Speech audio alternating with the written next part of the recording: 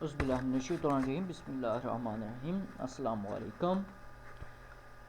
General pathology में हम अपने 16 लेक्चर में जो है morphology of the acute inflammation को डिस्कस करेंगे और इसके साथ साथ जो है हम outcome of the acute inflammation जो है वो डिस्कस करेंगे। मॉर्फोलॉजी में जो उसके मॉर्फोलॉजिकल पैटर्न्स होंगे उसको हमने डिस्कस करना है और आउटकम जो है उसमें जो है हमने जो फाइनल एंडिंग है, ज़ाहिर बात है ना। अब इन्फ्लेमेशन जो है वो कब स्टार्ट हुई थी कि जब कोई जो है वो ऑफेंडिंग एजेंट आपकी बॉडी के अंदर जो है वो आया था, या इंटरनल था या एक्सटर्नल था, तो उसके अगेंस्ट जो है आपकी बॉडी ने एक वर्क किया है जो कि एक सीरीज़ के ऊपर मुश्तमिल था, जिसमें डिफरेंट स्टेप्स जो है वो थे, ठीक है ना।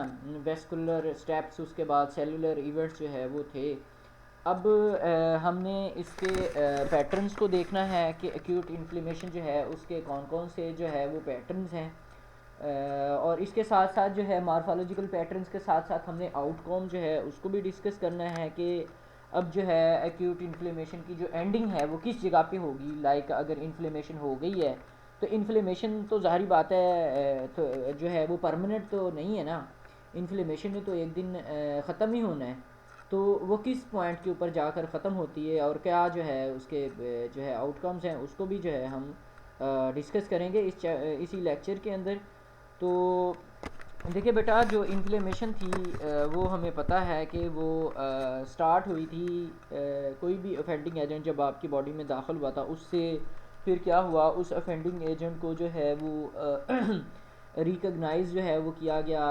रिकग्नाइज करने के बाद क्या हुआ कि जो है वो वेज़ोडाइलेशन हुई।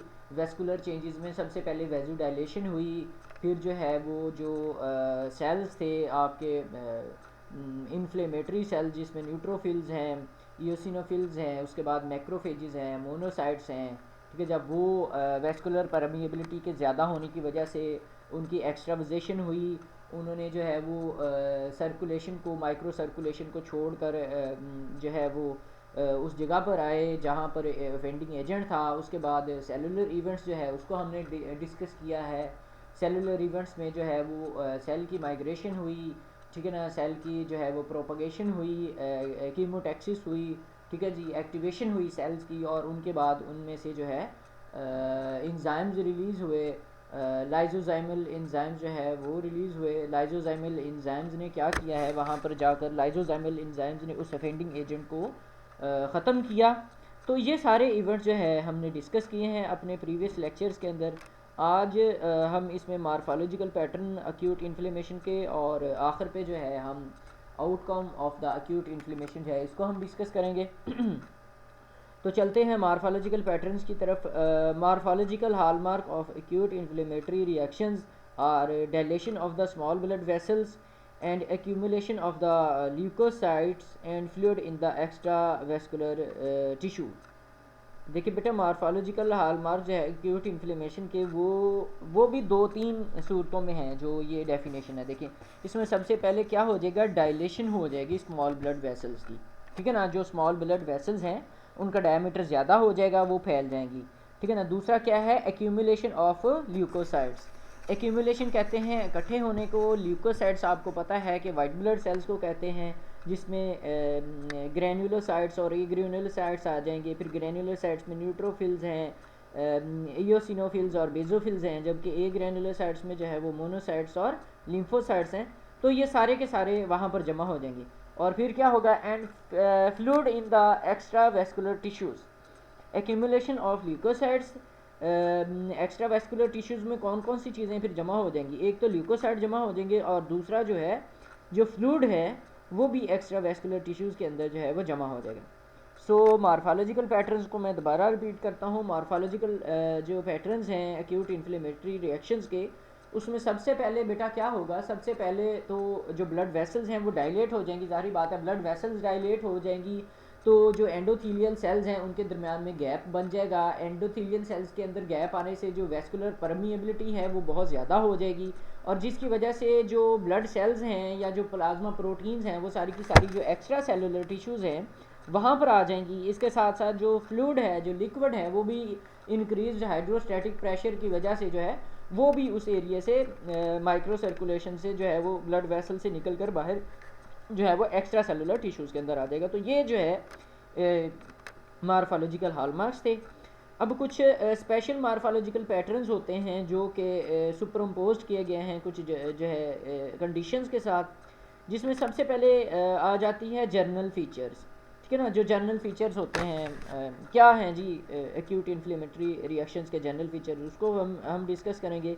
सेकेंडली इसमें आ जाएगा सेवेरिटी ऑफ द रिएक्शन, कि अगर एक्यूट इन्फ्लेमेटरी रिएक्शंस है, क्या वो बहुत सीवियर था, वो माइल्ड था, ठीक है जी, जो ऑफेंडिंग एजेंट था वो बहुत कम टाइम के लिए रहा है या बहुत लंबे अरसे के लिए जो है वो रहा है, वो जो ऑफेंडिंग एजेंट था उसकी जो पैथोजेंसिटी है वो बहुत कम थी या उसकी पैथोजेंसिटी बहुत ज़्यादा थी। तो ये सारी चीज़ें जो है हम सेवेरिटी ऑफ द रिएक्शंस के अंदर डिस्कस करेंगे। तीसरे में है स्पेसिफिक काज। स्पेसिफिक काज से मुराद है कि वो कौन सी वजह थी, वो कौन सा ऑफेंडिंग एजेंट था जिसकी वजह से एक्यूट इन्फ्लेमेशन जो है वो स्टार्ट हुई है। फोर्थ पे हम पर्टिकुलर टिश्यूज़ देखेंगे। देखिए बेटे, डिफरेंट जो टिश्यूज़ होते हैं उनमें डिफरेंट जो है वो तरह से इन्फ्लेमेशन होती है। अब आपकी बॉडी में लिवर के अंदर अगर इन्फ्लेमेशन हुई है तो वो उसके और पैटर्न्स होंगे, किडनी में हुई है तो और होंगे, ठीक है जी, स्किन में मसल्स में है तो उसके और पैटर्न होंगे। तो जो मार्फोलॉजिकल पैटर्न्स हैं वो भी ग्रेटली रिलाई करते हैं इस चीज़ के ऊपर कि इन्फ्लेमेशन जहाँ पर हुई है वो टिश्यू कौन सा है जहाँ पर इन्फ्लेमेशन जो है वो स्टार्ट हुई है। और पांचवें जगह पे जो है वो साइट इन्वॉल्व है, ये भी है, साइट भी बहुत ज़्यादा इम्पोर्टेंट है।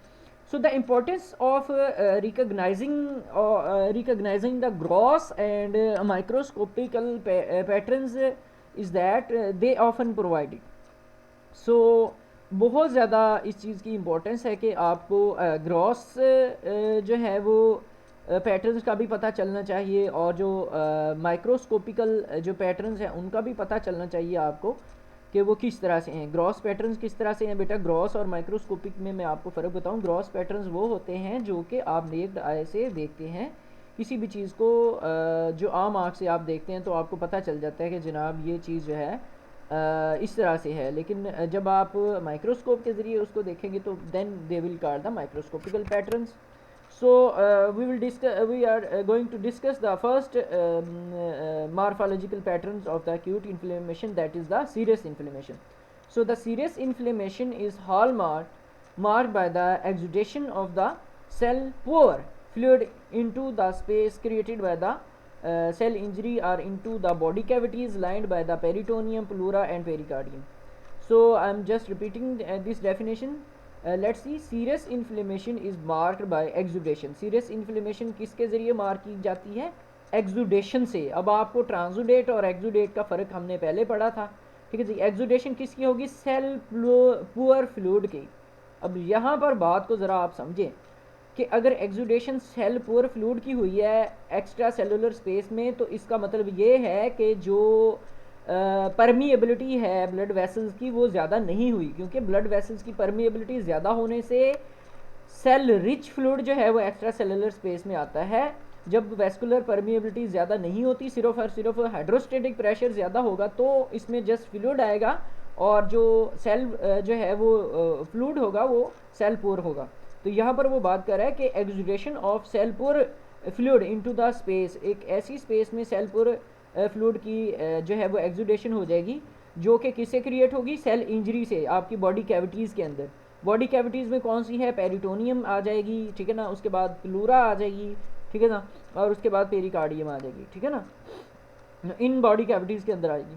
फिर उसके बाद टिपिकली क्या होता है कि जो फ्लूइड है, सीरियस फ्लूइड जो है इन्फ्लेमेशन का, वो कहता है कि typically the fluid in serous inflammation is not infected by the destructive organisms and does not contain the large number of the leucocyte. वो कहता है कि जो फ्लूइड है सीरियस इन्फ्लेमेशन का, उसमें वो डिस्ट्रक्टिव ऑर्गेनिजम्स के ज़रिए जो है वो जो है इसकी जो इन्फ्लेमेशन है वो ज़्यादातर जो आम तौर पे होगी वो डिस्ट्रक्टिव ऑर्गेनिजम्स की वजह से नहीं होगी, और इसमें बहुत ज़्यादा तादाद में आपको ल्यूकोसाइट्स जो हैं वो भी नज़र नहीं आएंगे। लेकिन इन द बॉडी कैविटीज़, जब बॉडी कैविटीज़ की बात करेंगे तो फ्लूइड जो है ये आपका आ सकता है प्लाज्मा से as a result of vascular permeability. अब चूंकि वेस्कुलर परमिएबिलिटी जब ज़्यादा हो जाएगी तो इन कंडीशन में क्या होगा, the secretion of mesothelial cells as a result of local irritation, या फिर मेसोथेलियल सेल्स की होगी लोकल इरिटेशन की वजह से, या फिर एक्यूमुलेशन हो सकती है फ्लूइड की in this cavities, that is called the effusion. So in cavities के अंदर जो है जब फ्लूइड आ जाएगा जिसमें पेरिटोनियम, पेरिकार्डियम, प्लूरा वगैरह हैं, तो उसको फिर हम जो है वो एफ्यूजन बोलेंगे। ठीक हो गया। So effusions also occur in non inflammatory reactions. अब एफ्यूजन्स जो हैं जिसमें accumulation of the fluid into the body cavities है, वो इन्फ्लेमेटरी रिएक्शंस में भी हो सकता है और नॉन इन्फ्लेमेटरी रिएक्शंस में भी हो सकता है। सो एफ्यूजन्स जो है वो कह रहा है कि सिर्फ इन्फ्लेमेटरी रिएक्शंस में नहीं होगा, वो नॉन इन्फ्लेमेटरी रिएक्शंस जो हैं उनमें भी हो सकता है, जैसा कि रिड्यूस्ड ब्लड आउटफ्लो है, ठीक है ना, हार्ट फेलियर है, उसके बाद रिड्यूस प्लाज्मा प्रोटीन लेवल है इन सम किडनी या लिवर डिजीज़। तो किडनी या लिवर डिजीज़ में अगर आपका ब्लड फ्लो जो है वो कम हो जाता है, या हार्ट जो है वो सही से काम नहीं कर रहा, या अगर प्लाज्मा प्रोटीन्स का लेवल जो है वो लो हो जाता है, तो उसकी वजह से भी ये एफ्यूजन्स हो सकते हैं, जिसमें जो फ्लूइड है वो आपकी जो बॉडी कैविटीज़ हैं लाइक प्लूरा जो है, उसके बाद पेरिटोनियम, पेरिकार्डियम, तो उनमें एक्यूमुलेशन हो सकती है। इट डजंट मीन दैट के जो एफ्यूजन है वो जस्ट इन्फ्लेमेटरी रिएक्शंस के साथ जो है वो लिंक्ड है, it can be with non inflammatory reactions also. So यहाँ पे आप ये तस्वीर ये यहाँ पे पिक्चर में देख सकते हैं, सीरियस इन्फ्लेमेशन। इसमें देखें low power view of the cross sections of the skin blister showing the epidermis separated from the dermis. ये एपिडर्मिस है ऊपर वाली जो लेयर है, और ये नीचे डर्मिस है। अब इन दोनों के दरमियान में ये आप यहाँ पर देखें, ये जो चीज़ है ये ब्लिस्टर बना हुआ है, जिसको आम जुबान में हम छाला बोलते हैं। तो इसमें ये जो वाटर है, इसने जो एपिडर्मिस और डर्मिस है इसको सेपरेट कर दिया है। ओके, सो इसमें देखें blister showing the epidermis separated from the dermis bye focal collection of the serious effusion. तो यहाँ पर ये देखें, ये भी जो है वो लिक्विड है, ये भी लिक्विड है, तो ये सारा डर्मिस और एपिडर्मिस को जो है वो सेपरेट कर रहा है। अच्छा, सेकंड जो फॉर्म है या सेकंड मार्फोलॉजिकल पैटर्न जो है वो एक्यूट इन्फ्लेमेशन का वो आ जाएगा बेटा फिब्रिनस इन्फ्लेमेशन है। फिब्रिनस इन्फ्लेमेशन में क्या होगा, फिब्रिनस एक्सुडेट जो है वो डेवलप होता है। Fibrinous exudate develops when the vascular leaks are large. अब देखें, जो पहले हमने पढ़ा है सीरियस इन्फ्लेमेशन, उसमें वेस्कुलर परमिएबिलिटी ज़्यादा नहीं हुई थी, जिसकी वजह से जो लिक्विड है, वो लिक्विड जो ब्लड वेसल से बाहर गया था उसमें जस्ट फ्लूइड ही था, उसमें ब्लड सेल्स नहीं थे।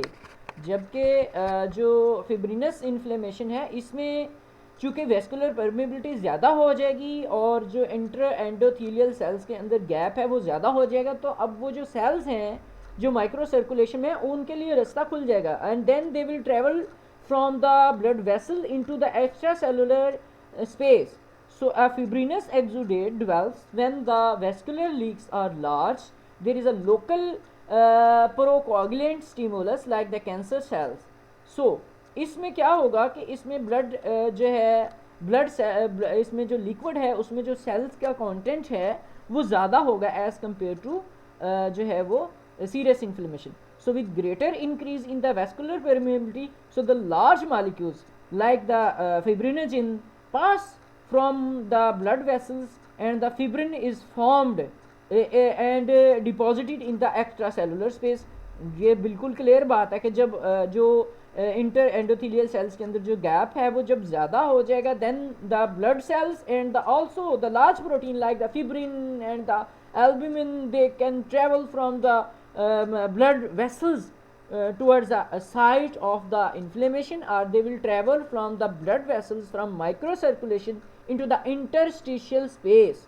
So interstitial space के अंदर जो है वो फिर फिब्रिन वगैरह की जो कॉन्सेंट्रेशन है वो ज़्यादा हो जाएगी.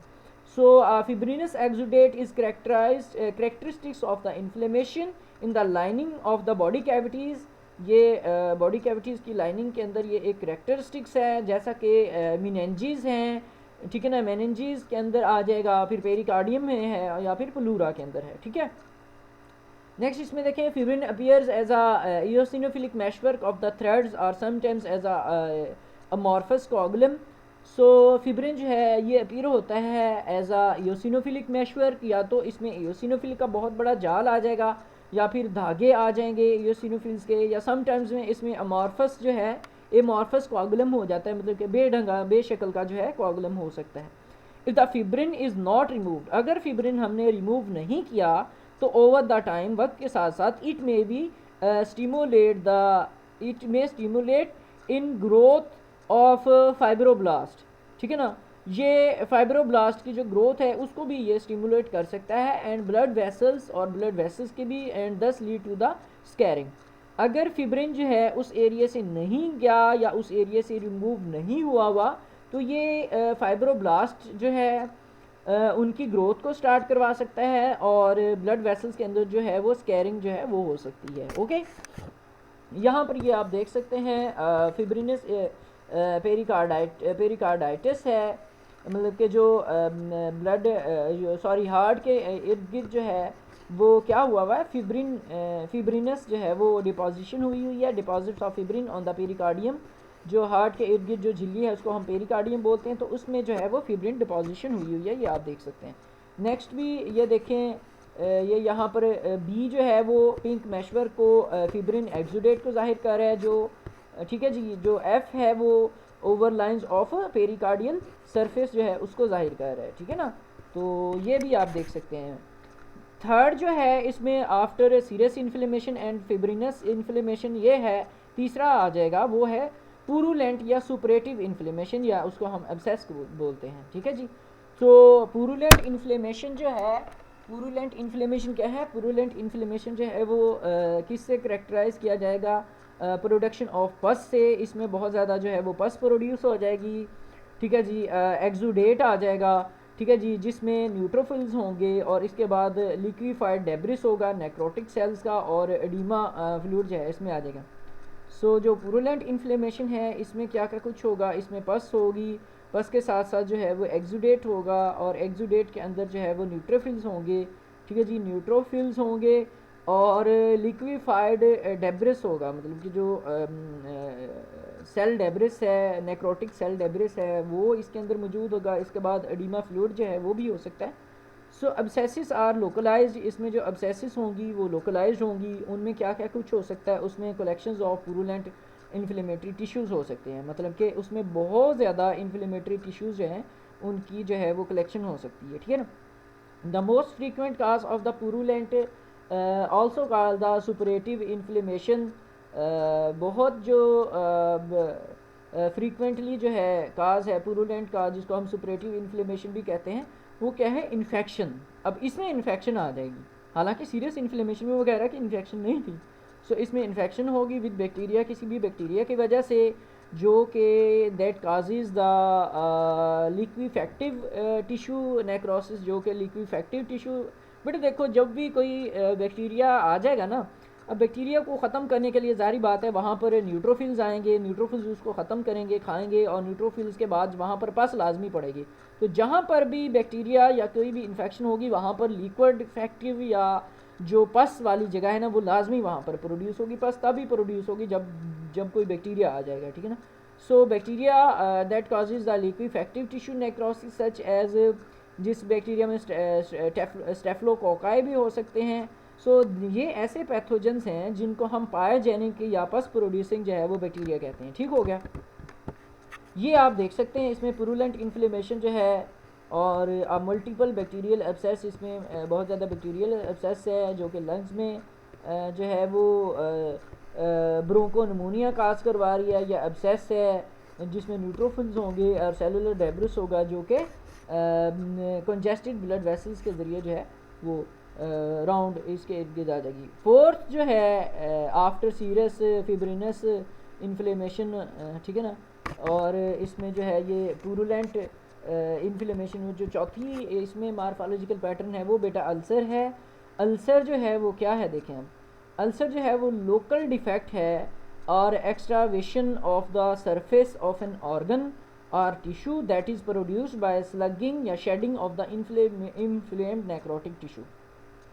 इन्फ्लेम्ड नेक्रोटिक टिश्यूज़ की वजह से किसी भी ऑर्गन या किसी भी टिश्यूज़ का जो शेडिंग या स्लगिंग है वो एक लोकल अगर होगी, एक लोकल डिफेक्ट होगा तो उसको फिर हम अल्सर बोलेंगे। देखें अल्सर को मैं दोबारा डिफाइन कर रहा हूँ। अल्सर क्या है? Ulcer is a local defect, ये एक लोकल डिफेक्ट है।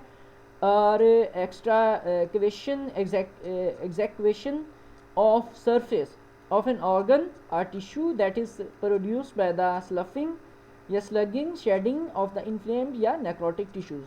तो necrotic या inflamed tissue के वजह से अगर किसी organ या किसी टिश्यू के जो ऊपर वाली जो सरफेस है अगर वो उतर रही है तो उसको फिर हम अल्सर कहते हैं, या अगर उसमें पस प्रोड्यूस हुई है तो उसको भी हम अल्सर ही बोलेंगे। So the tissue necrosis and resultant inflammation exist on or near the surface। ठीक है ना, ये इन्फ्लेमेशन ऊपर भी हो सकती है या फिर नियर द सरफेस भी हो सकती है। It is most commonly encountered in, ये ज़्यादातर आपको किस में नज़र आएगी? ये आपको ज़्यादातर जो है म्यूकोजा ऑफ द माउथ में नज़र आएगी, स्टोमिक में नज़र आ सकती है, इंटेस्टाइन में नज़र आ सकती है, जेनिटो यूरिनरी ट्रैक में आपको नज़र आ सकती है। सेकेंड इसमें देखें the skin and subcutaneous tissues of the lower extremities. जो स्किन और सबक्यूटेनियस टिश्यूज़ है लोअर एक्सट्रीमिटीज़ के अंदर, ओल्ड पर्सनस के अंदर who have circulatory disturbance that पर डिस्पोजेस, जिनमें सर्कुलेटरी डिस्टर्बेंस है उनमें भी जो है वो अल्सर आपको नज़र आ सकता है। जैसे अल्सरेशन जो है वो कह रहा है कि best exemplified by the peptic ulcer. Ulcer की जो सबसे बहुत ही अहम एग्जांपल है वो है पेप्टिक अल्सर। पेप्टिक अल्सर जो है वो स्टमक का हो सकता है, वो डिडीनम का हो सकता है, जिसमें एक्यूट और क्रोनिक इन्फ्लेमेशन जो है वो दोनों हो सकते हैं। ठीक हो गया।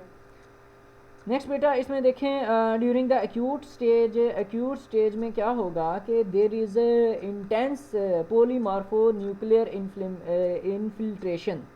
इसमें बहुत ज़्यादा पोलीमार्फो न्यूक्लियर इन्फिल्ट्रेशन हो जाएगी और वेस्कुलर डायलेशन हो जाएगी मार्जिनस के अंदर।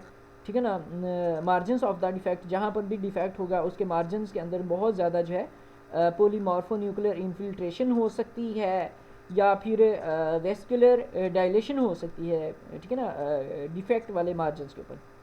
विद क्रोनिसिटी मतलब कि वक्त के साथ साथ जो है क्या हो जाएगा, margins and the base of the ulcer develops, मतलब कि जो उस एरिया के जहाँ पर इन्फ्लेमेशन हुई है उसके मार्जिनस या फिर बेस जो है अल्सर की, उसमें फाइब्रोब्लास्ट जो है प्रोलिफरेशन उनकी हो सकती है या स्कैरिंग हो सकती है, या फिर लिम्फोसाइट्स या मैक्रोफेजेस या प्लाज्मा सेल उस जगह के अंदर जो है वो एक्यूमुलेट हो सकते हैं। सो मॉर्फोलॉजी देखें अल्सर की, क्रोनिक ड्यूडिनल अल्सर, ये एक क्रोनिक ड्यूडिनल अल्सर है।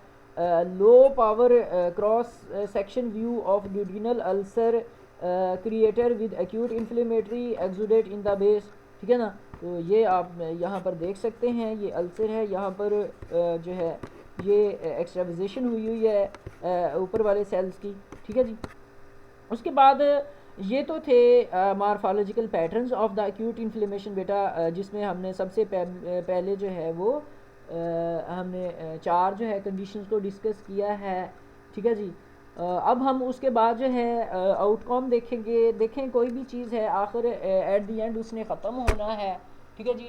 जब वो चीज़ ख़त्म हो जाएगी तो ख़त्म होने के साथ साथ क्या होगा कि अब आखिर पे उसका क्या बनता है, मतलब कि उसका रिज़ल्ट क्या निकलता है या उसका एहतमाम किस चीज़ के ऊपर होता है, इसको हम आउटकम कहते हैं। सो हम देखते हैं कि जो एक्यूट इन्फ्लेमेशन है वो कहाँ पर जाकर एहतमाम पजीर होती है। So all acute inflammatory reactions typically have one और ऑफ द थ्री आउटकम्स। वो कहता है कि जितने भी इन्फ्लेमेटरी रिएक्शंस हैं उनके इन तीनों में से कोई ना कोई जो है वो आउटकम्स होंगे, जिसमें सबसे पहले क्या है, कंप्लीट रेजोल्यूशन है, मतलब कि या तो मुकम्मल तौर पे ही रेजोल्यूशन हो जाएगी, रिजॉल्व हो जाएगी, वो इन्फ्लेमेशन मुकम्मल तौर पे वहाँ से ख़त्म हो जाएगी, बिल्कुल नॉर्मल टिश्यूज़ की हालत में आ जाएगी। सेकेंडली क्या है, healing by connective tissue replacement, या फिर वहाँ पर जो इन्फ्लेमेटरी सेल्स है उनकी हीलिंग जो है वो किसके ज़रिए होगी, कनेक्टिव टिश्यूज़ के ज़रिए होगी। उस एरिए को कनेक्टिव टिश्यू जो है वो रिप्लेस कर देंगे उस एरिए को। और तीसरे में क्या है, progression of the response to the chronic inflammation, या अगर ये दोनों ही नहीं होते तो फिर वो जो है वो जो एक्यूट इन्फ्लेमेशन है वो प्रोग्रेस कर सकती है, बढ़ सकती है, आगे जा सकती है किसकी जानब, क्रोनिक इन्फ्लेमेशन की जानब। तो ये तीनों चीज़ें जो है उसमें हो सकती हैं। मैं दोबारा रिपीट करता हूँ इस चीज़ को, या तो कंप्लीट रेजोल्यूशन हो जाएगी आउटकम में, या फिर हीलिंग होगी कनेक्टिव टिश्यूज़ की रिप्लेसमेंट में, या फिर जो है वो क्रोनिक इन्फ्लेमेशन की जानब जाएगी। तो हम इन तीनों को जो है वो डिस्कस करते हैं। सबसे पहले आप देखें कंप्लीट रेजोल्यूशन। कंप्लीट रेजोल्यूशन में क्या होगा, all the inflammatory reactions once they have succeeded in elimination of eventing agent, सारे के सारे इन्फ्लेमेटरी रिएक्शंस जब एक दफ़ा वो कामयाब हो जाते हैं अफेंडिंग एजेंट्स को एलिमिनेट करने में, so they should end with restoration of the site of acute inflammatory inflammation to the normal, it is called the resolution. बेटा रेजोल्यूशन क्या है कि वो कह रहा है कि जब सारे के सारे इन्फ्लेमेटरी रिएक्शंस हो जाते हैं, मुकम्मल हो जाते हैं, देन क्या होता है कि उसके बाद जो है वो अफेंडिंग एजेंट को एलिमिनेट किया जाता है, और दे शुड एंड विद रेस्टोरेशन। वो एंड उसका कहाँ पर होगा, एक्यूट इन्फ्लेमेशन की जो रिस्टोरेशन है, रिस्टोर हो जाएगी एक्यूट इन्फ्लेमेशन किसके अंदर, नॉर्मल सेल्स के अंदर। मतलब कि जो इन्फ्लेमेटरी सेल्स हैं वो जो है वो दोबारा नॉर्मल सेल्स के अंदर जो है वो कन्वर्ट हो जाएंगे, ठीक है ना, at the end of the acute inflammation. So it is usual outcome when injury is limited और शॉर्ट लाइव्ड। ये आमतौर पे कब होगा, जब जो इंजरी है वो बहुत लिमिटेड होगी या शॉर्ट लाइव्ड होगी, या फिर when there has been little tissue destruction, जब बहुत कम टिश्यू डिस्ट्रक्शन होगी कि ना, या फिर डैमेज पेरेन्काइमल सेल जो हैं वो रीजनरेट हो सकते हैं। रेजोल्यूशन इसमें जो है वो कब होगी, involves the removal of cellular debris. Resolution में जो है वो सेलुलर डेब्रिस को हम इन्वॉल्व करेंगे और माइक्रोब्स को करेंगे बाय मैक्रोफेजेस, मतलब कि उसमें सेलुलर डेब्रिस में माइक्रोब्स आ सकते हैं, मैक्रोफेजेस आ सकते हैं, या फिर रिजॉर्प्शन हो सकती है एडिमा फ्लूइड की किसके अंदर, लिम्फेटिक्स के अंदर, ठीक है ना। मतलब कहने का ये है कि it is usually outcome when the injury is limited, जब इंजरी जो है वो लिमिटेड होगी, शॉर्ट लाइव्ड होगी, या फिर जो है टिश्यू डिस्ट्रक्शन हो चुकी होगी, या फिर जो डैमेज पेरेन्काइमल सेल्स हैं वो रीजनरेट कर चुके होंगे, या फिर जो रेजोल्यूशन है उसमें जो है वो रिमूवल हो जाएगा सेलुलर डेब्रिस का या माइक्रोब्स का, मैक्रोफेजेस का, ठीक है ना, या फिर एडिमा या फिर फ्लूइड आ जाएगा, या फिर लिम्फेटिक्स आ जाएंगे। ये इसमें चीज़ें आ जाती हैं।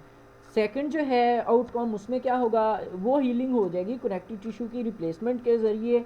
So this occurs after substantial tissue destruction. तो इसमें जो है वो टिश्यू डिस्ट्रक्शन हो जाएगी। अब जैसे टिश्यू डिस्ट्रक्शन होगी, so when the inflammatory injury involves tissues that are incapable to regenerate. अब देखें बेटा, अब इंजरी इतनी ज़्यादा हो गई है, एक्यूट इन्फ्लेमेशन इतनी ज़्यादा हो गई है कि अब वो दोबारा टिश्यूज़ को नॉर्मल हालत में नहीं लेकर आ सकता, ठीक है ना। टिश्यूज़ जो है वो रीजनरेट नहीं कर सकते, वो इनकैपेबल है, इस काबिल नहीं है। तो फिर क्या होगा, देयर इज़ एन अबंडेंट, जब बहुत ज़्यादा मिकदार में फिब्रिन एक्सुडेशन होगी टिश्यूज़ के अंदर, या फिर सीरस कैविटीज़ में जिसमें प्लूरा और पेरिटोनियम है। सो फिर इसमें ये होगा, और मतलब कि इसमें ये होगा कि जब वो नॉर्मल हालत में नहीं आ सकते, so in this all the situations, so connective tissues grows into the area of the damage exudate. अब फिर उस एरिया में जो अपने लोकल सेल हैं जिसमें इन्फ्लेमेशन हुई है, अब वो दोबारा नॉर्मल सेल्स के अंदर कन्वर्ट नहीं हो सकते। अब उनको उसकी जगह में उन सेल्स को अब रिप्लेस किया जाएगा, उन सेल्स को अब रिप्लेस किया जाएगा कनेक्टिव टिश्यूज़ के ज़रिए और एक्सुडेट के ज़रिए, और फिर उसको कन्वर्ट किया जाएगा एक ऐसे मैस के अंदर जो कि फिब्रस टिश्यू से मुश्तमिल होता है, और इस प्रोसेस को हम कहते हैं ऑर्गेनाइजेशन, ठीक है ना। तो ये हो जाता है healing by connective tissue replacement. Third में देखें progression to the chronic inflammation. अच्छा, अब अगर पहले टिश्यूज़ भी ठीक नहीं होते, उस जगह पे उस टिश्यूज़ की रिप्लेसमेंट भी नहीं हो सकती, तो फिर बेटा ये फिर क्रोनिक इन्फ्लेमेशन की जानब जो है वो ये जाना शुरू कर देता है। Acute inflammation transition occurs when acute inflammatory response can not resolve.